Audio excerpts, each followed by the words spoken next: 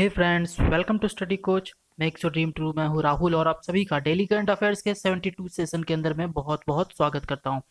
दोस्तों, जैसा कि पता है कि आज का डेट है 25 अप्रैल 2020 और आज के दिन का जितना भी इंपॉर्टेंट करंट अफेयर्स बन सकता था वो सारा इंपॉर्टेंट करंट अफेयर्स मैं आप लोग के लिए लेके आ चुका हूं। और दोस्तों, हम लोग जितने भी आज क्वेश्चंस के बारे में डिस्कस करने वाले हैं उसके पीछे जो भी इंपॉर्टेंट फैक्ट्स रहेंगे वो भी हम लोग साथ ही साथ कवर करते चलेंगे। दोस्तों, अगर आपको चाहिए आज के क्लास का पीडीएफ तो आपको सिंपली डिस्क्रिप्शन बॉक्स में जाना है, वहां पर लिंक प्रोवाइड कर दिया गया है, वहां से आप सिंपली डाउनलोड कर सकते हो आज के क्लास के पीडीएफ को। दूसरी बात, अगर आपने चैनल पर पहली बार आए हो और चैनल को अभी तक सब्सक्राइब नहीं किया है तो चैनल को सब्सक्राइब कर लीजिए और बेल के आइकन को भी प्रेस कर लीजिएगा ताकि हमारे चैनल पर जो भी वीडियोज आए आपको उसकी नोटिफिकेशन सबसे पहले मिल जाए। चलिए स्टार्ट करते हैं हम लोग सबसे पहले क्वेश्चन के साथ। हमारे आज का सबसे पहला क्वेश्चन ये है कि हाल ही में किस राज्य में अप्तमित्रा, ठीक है, अप्तमित्रा ऐप और टोल फ्री हेल्पलाइन 14410 को लॉन्च किया है। आपके ऑप्शंस यहाँ पर दिए हुए हैं और आपको इसका बिल्कुल सही जवाब जो देना है, और इसका मैं बता दूं, इसका बिल्कुल सही जवाब कर्नाटक होने वाला है। ठीक है, ये देखिए मैंने यहाँ पर टिक कर दिया है, ठीक है, रेड कलर में। तो ये आपका सही आंसर है कर्नाटक। अब देखो ये अपमात्रा है क्या, तो आप सभी को मैं बता दूं कोविड-19 के लिए इसको लॉन्च किया गया है कर्नाटक के अंदर में। एक टोल फ्री नंबर भी लॉन्च किया गया है, याद रखिएगा 14410, हो सकता है आपसे पूछ ले एग्जाम के अंदर में। यहाँ पर बात हो रहा है कर्नाटक, तो कर्नाटक के मुख्यमंत्री के बारे में आपको सभी कुछ पता होना चाहिए। कर्नाटक के मुख्यमंत्री जैसे कि आपको पता है कि येदियुरप्पा जी हैं और साथ ही साथ राज्यपाल जो है वजुभाई वाला है। अब यहाँ पर कर्नाटक के बारे में बात हो रही है दोस्तों, तो कर्नाटक से जुड़ी एक इंपॉर्टेंट चीज और मुझे याद आ रही है तो मैं बता देता हूँ। कर्नाटक जो है गाइस, अभी इनोवेशन के अंदर में, इनोवेशन की एक रैंकिंग आई थी उसके अंदर में टॉप पे रहा है। ठीक है, कौन? तो कर्नाटक, याद रखेगा। और साथ ही साथ एक और मैं बता दूं, इनोवेशन हुआ था, सॉरी, एक और रैंकिंग आई थी जिसके अंदर में हेल्थ रैंकिंग आई थी और एडुकेशन रैंकिंग आई थी। ठीक है, ये दोनों के अंदर में कौन टॉप पे रहा? तो केरल जो है टॉप पे रहा। ठीक है, और साथ ही साथ एक सस्टेनेबल डेवलपमेंट की एक रैंकिंग आई थी जो कि कौन जारी करता है? नीति आयोग जारी करता है। कौन जारी करता है? तो नीति आयोग जारी करता है। इसके अंदर में भी टॉप पे कौन रहा था? तो केरल ही रहा था। और सबसे लास्ट में कौन रहा था? तो झारखंड इसके लास्ट में रहा था। तो ये चीजें आपको याद रखनी है। देखिए, बाद में यहाँ पर बार बार यहाँ पर केरल की मैं बात कर रहा हूँ, तो केरल का आप सभी को पता होना चाहिए कि इसकी राजधानी तिरुवनंतपुरम में है, जबकि इसका फॉर्मेशन 1956 के अंदर में हुआ। साथ ही आरिफ मोहम्मद खान इसके अभी मौजूदा राज्यपाल हैं, जबकि पिनरई विजयनन यहाँ के मुख्यमंत्री हैं। तेलंगाना की भी बात कर लेते हैं हम लोग दोस्तों। तेलंगाना का जैसा कि आप सभी को पता है राजधानी हैदराबाद है। 2014 के अंदर में जो है यहाँ पर जो है ये फॉर्मेशन किया गया है इसका। और डॉक्टर डॉक्टर तमिलसाई पूरा नाम है। ठीक है, अगर लास्ट में टाइटल से याद रखोगे तो ज़्यादा बेटर रहेगा। सुंदरराजन इनका पूरा जो है टाइटल है, तो आप याद रखिएगा। सुंदरराजन जो है तेलंगाना के अभी राज्यपाल है मौजूदा, जबकि चंद्रशेखर राव जी जो है यहाँ के मुख्यमंत्री हैं। और आपको मैं एक चीज़ और बता देता हूँ, तेलंगाना के अंदर में 2019 का, ठीक है, 2019 के अंदर में तेलंगाना के अंदर में ही एक आपका हाई कोर्ट जो है खोला गया है। ठीक है, और मैं आपको बता दूं इसके अंदर में ही आपको 2019 के अंदर में आंध्र प्रदेश में भी आपको स्थापना किया गया है 2019 का हाई कोर्ट। तो आप याद रखिएगा, टोटल हाई कोर्ट यहाँ टोटल जो हमारे भारत के अंदर में 25 है, जबकि 24वां और 25वां जो है दोनों याद रखिएगा तेलंगाना और आंध्र प्रदेश के अंदर में हाई कोर्ट जो है खोले गए। टोटल कुल मिला के अभी हमारे देश के अंदर में 25 हाई कोर्ट हो चुके हैं। चलिए, अब यहाँ पर कुछ बचा तो नहीं, हाँ एक आंध्र प्रदेश भी बचा है, तो आंध्र प्रदेश के भी बारे में बात कर लेते हैं। आंध्र प्रदेश की मुझे बताइए कि इसकी राजधानी क्या है? तो हैदराबाद जो है इसकी राजधानी है। और 1953 में सबसे पहला राज्य बना था जो कि लैंग्वेज के अकॉर्डिंग जो है इसको डिस्ट्रीब्यूट किया गया था। तो याद रखिएगा, सबसे पहला राज्य था ये 1953 में जो कि बना था।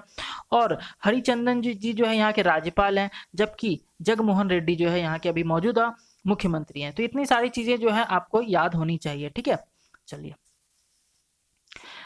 अब हम लोग बढ़ते हैं अगले प्रश्न की ओर। अगला प्रश्न है, हाल ही में किस केंद्रीय मंत्री ने विद्यादान, याद रखिएगा विद्यादान 2.0, बहुत इंपॉर्टेंट है आपके एग्जाम के लिए, विद्यादान 2.0 को लॉन्च किया है। आपके ऑप्शंस यहाँ दिए हुए हैं और इसका जो बिल्कुल सही आंसर है वो है रमेश पोखरियाल। क्या आंसर है सही? रमेश पोखरियाल। अब आपको ये समझना चाहिए कि रमेश पोखरियाल हैं कौन, तो ये मुझे सबसे पहले बताइए। तो रमेश पोखरियाल जी जो है केंद्रीय मंत्री तो है, लेकिन किसके केंद्रीय मंत्री हैं? तो आप सभी को पता होना चाहिए, मैंने यहाँ लिख दिया, मानव संसाधन विकास मंत्री हैं कौन? रमेश पोखरियाल जी। इन्होंने हाल ही में अभी कोविड-19 के कारण लॉकडाउन है पूरे दुनिया के अंदर में तो है ही, करीबन काफ़ी जगहों जो है कम से कम 200 देशों के अंदर में जो है कोविड-19 का प्रकोप रहा है। उसके कारण काफ़ी जगह जो है अभी भी आप समझ सकते हो कि यहाँ पर लॉकडाउन है, और हमारे देश के अंदर में भी अभी लॉकडाउन है। और इसी चीज़ को देखते हुए विद्यार्थियों का यानी कि स्टूडेंट्स का लॉस ना हो, उसके लिए विद्यादान 2.0 को लॉन्च किया गया है। तो आप ये चीज़ याद रखिएगा। और रमेश पोखरियाल, जैसा कि मैंने अभी बताया आपको, मानव संसाधन विकास मंत्री हैं। साथ ही साथ यहाँ पर ऑप्शन में दिए हुए हैं पीयूष गोयल, निर्मला सीतारमण और डॉक्टर हर्षवर्धन जी। इन सब के बारे में बात करते हैं। पीयूष गोयल कौन है? तो पीयूष गोयल आप सभी को जिस तरह से पता है, रेल और वाणिज्य और उद्योग मंत्री, जैसा कि मैंने यहाँ लिख भी दिया है। निर्मला सीतारमण कौन है? तो आप सभी को पता है कि हमारी वित्त मंत्री हैं। और यहाँ पर डॉक्टर हर्षवर्धन जी दिए हुए हैं। ये बताइए कौन है? तो डॉक्टर हर्षवर्धन जी, जिस तरह से आपको पता है कि ये स्वास्थ्य एवं परिवार मंत्री है, साथ ही साथ ये साइंस एंड टेक्नोलॉजी के अंदर में भी मंत्री है, और साथ ही साथ आपका अर्थ विज्ञान, ठीक है, यानी कि अर्थ साइंस जो मंत्री हैं वो भी यही है। कौन? तो डॉक्टर हर्षवर्धन जी। अब देखो, हमने यहाँ इनके कौन सा इनके पास मिनिस्ट्री है वो तो हमने बात कर लिया, साथ ही साथ ये भी हम लोग बात करते हैं इसके इनके पास कौन सा संसदीय क्षेत्र है, तो ये मैंने लिख दिया यहाँ पर, ठीक है। बहुत बार पूछा जाता है इनके बारे में, तो आप लोग को पता होना चाहिए। देखो, रमेश पोखरियाल जी के बारे में याद होना चाहिए आपको कि ये हरिद्वार जो है इनका संसदीय क्षेत्र है। साथ ही साथ हर्षवर्धन जी का याद रखिएगा कि चांदनी चौक जो है इनका संसदीय क्षेत्र है, मैंने बहुत बार बताया है। और पीयूष गोयल और निर्मला सीतारमण जी जो है, इन दोनों का जो है संसदीय क्षेत्र जो है ये आपका राज्यसभा सदस्य है, ठीक है। तो ये आप इनको याद रखिएगा। तो आपसे रमेश पोखरियाल जी और हर्षवर्धन जी, ये जो बहुत इंपॉर्टेंट है, आपसे पूछा जा सकता है, तो आप इसको याद रखिएगा। तो देखिए, अगला क्वेश्चन है कि हाल ही में किसे IMMA के नए अध्यक्ष के रूप में नियुक्त किया गया है? किसके? तो IMMA के नए अध्यक्ष के रूप में नियुक्त किया गया। आपके ऑप्शंस यहाँ दिए हुए हैं, और इसका जो बिल्कुल सही आंसर है वो है आपका राकेश शर्मा, यानी कि बी नंबर बिल्कुल सही होगा। अब यहाँ पर बात हो रही है IMMA, तो IMMA क्या होता है, इसका फुल फॉर्म क्या है? तो मैं बता दूं कि इसका जो फुल फॉर्म है वो है आपका इंटरनेशनल मोटरसाइकिल मैन्युफैक्चरर एसोसिएशन। फिर से बोलता हूँ, इंटरनेशनल मोटरसाइकिल मैन्युफैक्चरर्स एसोसिएशन इसका फुल फॉर्म है। और अभी हाल ही में इसके अध्यक्ष बनाए गए हैं किसको? तो राकेश शर्मा जी को, ठीक है। इस बात को आप याद रखिएगा। और इससे पूर्व ये 2019 में आपका IMMA के उपाध्यक्ष के रूप में नियुक्त है, ठीक है। और अभी इनको अध्यक्ष बनाया गया है। अब देखिए, यहाँ पर बात हुई है IMMA का, तो आपको ये पता होना चाहिए कि IMMA का एस्टेब्लिशमेंट कब हुआ? तो 1947 के अंदर में इसका एस्टेब्लिशमेंट हुआ, जबकि इसके मुख्यालय कहाँ है? तो जिनेवा स्विट्जरलैंड के अंदर में। तो आप याद रखिएगा, बहुत इंपॉर्टेंट है, जिनेवा स्विट्जरलैंड के अंदर में इसका मुख्यालय है। क्लियर है? चलिए, और जिनेवा स्विट्जरलैंड के अंदर में एक और मुख्यालय जो मुझे अभी तुरंत याद आया, ठीक है, लेबर ऑर्गेनाइजेशन जो है यहाँ पर है, इंटरनेशनल लेबर ऑर्गेनाइजेशन का भी मुख्यालय यहीं पर है, तो आप इसको याद रखिएगा, बहुत इंपॉर्टेंट है। अब देखो, यहाँ पर ऑप्शन में दिए हुए हैं कपिल देव त्रिपाठी जी, ये कौन है? तो अभी हाल ही में कपिल देव त्रिपाठी जी को किसका आपका ये बनाया गया है, मतलब कि सलाहकार बनाया गया, एक तरह से आप कह सकते हो।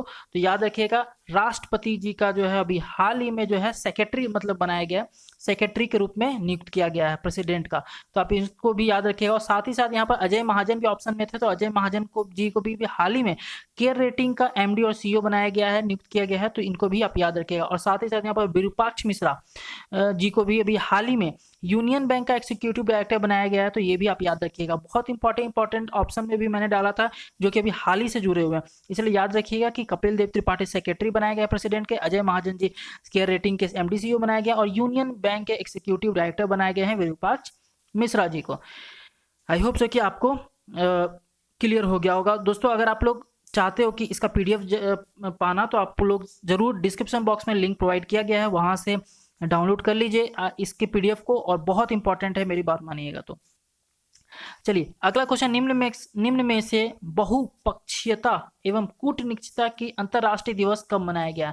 बहुत इंपॉर्टेंट है एग्जाम के लिए आपका कि बहुपक्षीयता और कूटनीति का अंतर्राष्ट्रीय दिवस कब मनाया गया है। आपके ऑप्शंस यहाँ पर दिए हुए हैं, और आपका जो बिल्कुल सही आंसर है वो है आपका 24 अप्रैल, यानी कि 24 अप्रैल को ये हर वर्ष जो है मनाया जाता है। अब इसका इंग्लिश में भी आप लोग थोड़ा सोच रहे हो कि क्या होता है बहुपक्षीयता और कूटनीति।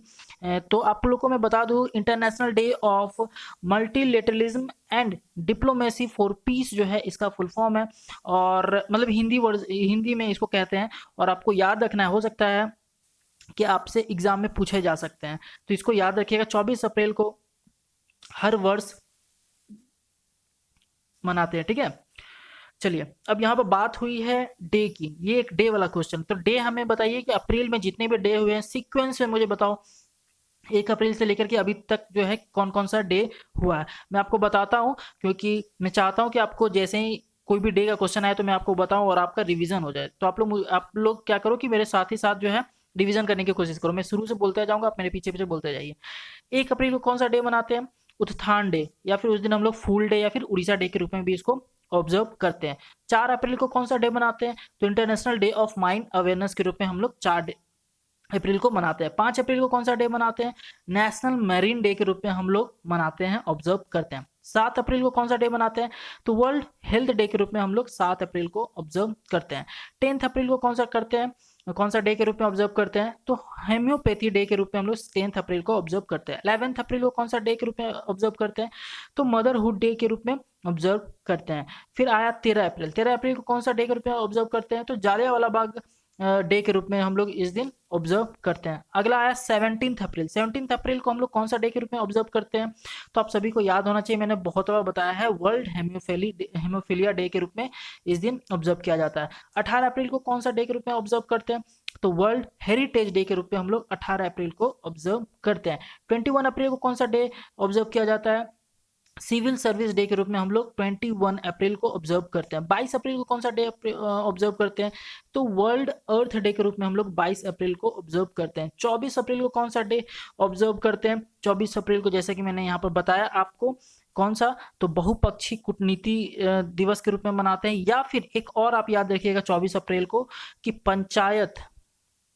पंचायत डे के रूप में भी हम लोग, या पंचायत दिवस के रूप में ही भी हम लोग इस दिन ऑब्जर्व करते हैं, क्योंकि 24 अप्रैल को ही जो है यहाँ पर जो हमारे देश के अंदर में पंचायत की सिस्टम आई थी, तो याद रखिएगा।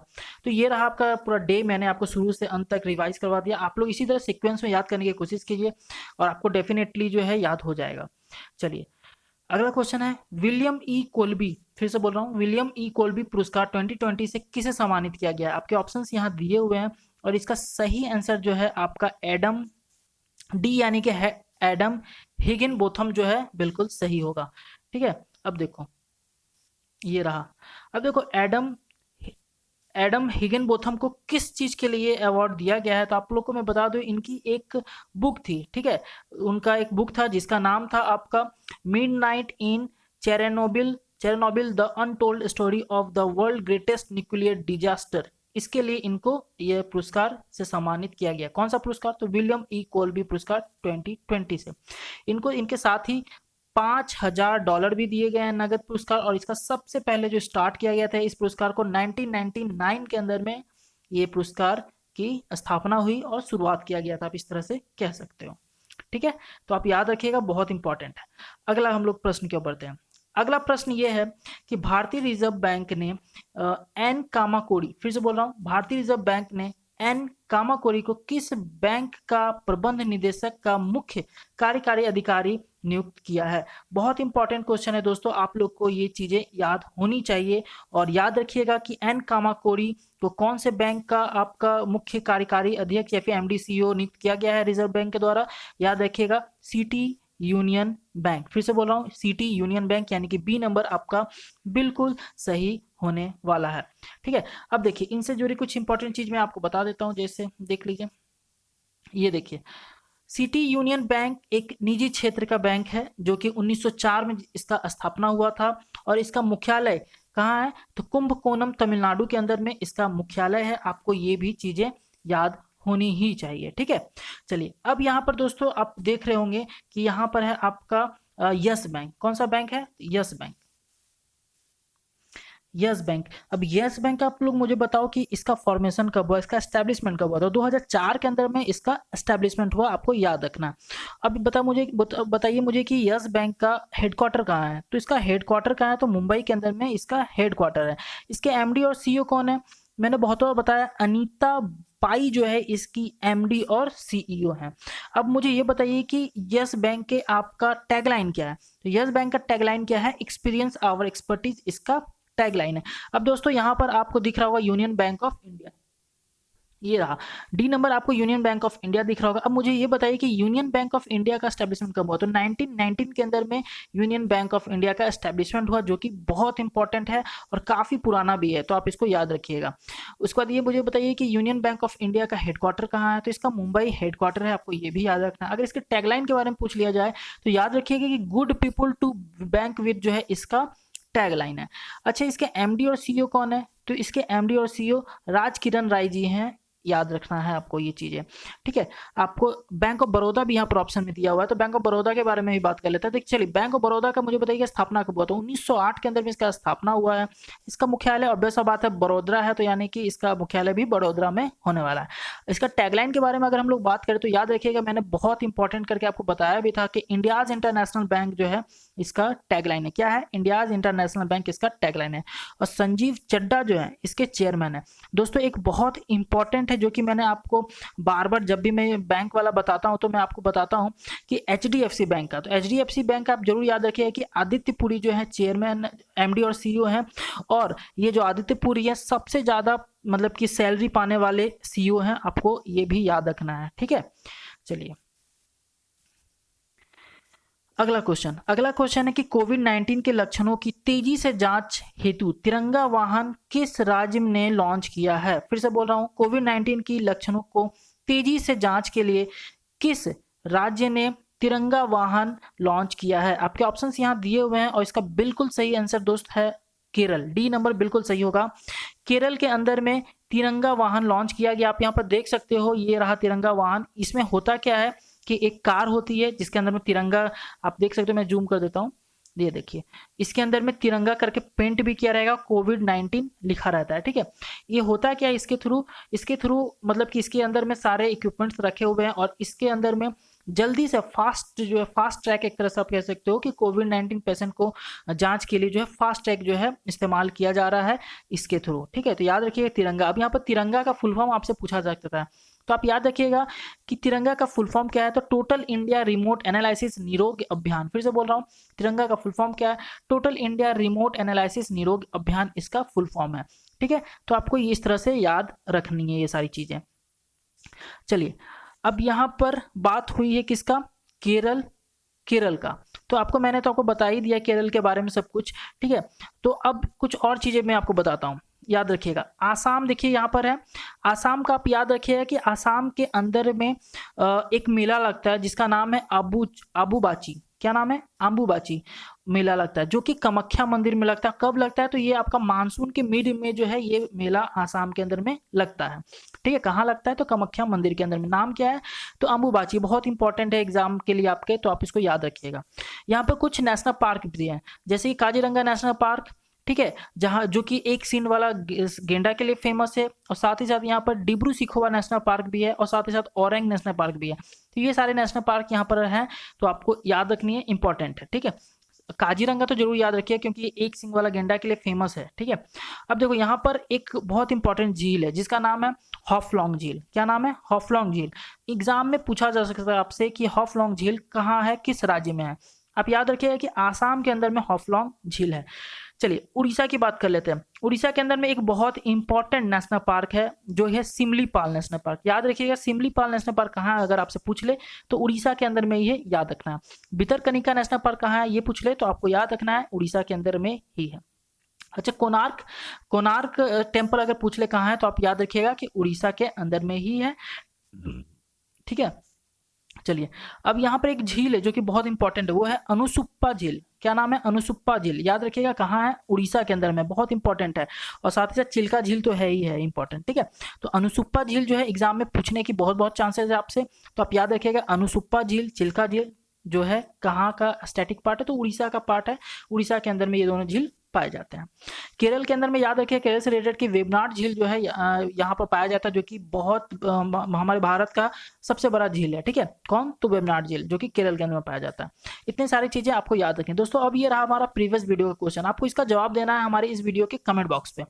क्वेश्चन है कि हाल ही में किस राज्य सुबनसिरी नदी पर दापोरिजो पुल का उद्घाटन किया गया है? फिर से बोलो, हाल ही में किस राज्य में सुबनसिरी नदी पर दापोरिजो पुल का उद्घाटन किया गया? आपके ऑप्शंस यहाँ दिए हुए हैं, आपको इसका जवाब हमारे इस वीडियो के कमेंट बॉक्स में देना है। अगर आप प्रीवियस वीडियो को नहीं देखे हैं तो आप हमारे सबसे पहले प्रीवियस वीडियो को देखो, जो कि आपके एग्जाम के लिए काफी इंपॉर्टेंट है, और सारे पीडीएफ को भी आप जरूर डाउनलोड कर लें। डिस्क्रिप्शन बॉक्स में हर एक में जो है लिंक दे दिया गया है। आई होप सो गाइज आपको वीडियो पसंद आई हो। वीडियो पसंद आई हो तो चैनल को सब्सक्राइब तो कर ही ले, और साथ ही साथ वीडियो को लाइक जरूर कीजिएगा और अपने दोस्तों के साथ भी शेयर जरूर कीजिएगा। ये वीडियो आपके लिए काफ़ी इंपॉर्टेंट होता है, क्योंकि मैं इसके अंदर में जो भी कंटेंट्स देता हूँ आपके लिए, आपके एग्जाम के लिए बहुत बहुत ज़्यादा महत्वपूर्ण है। Thank you so much watching this video. जय हिंद।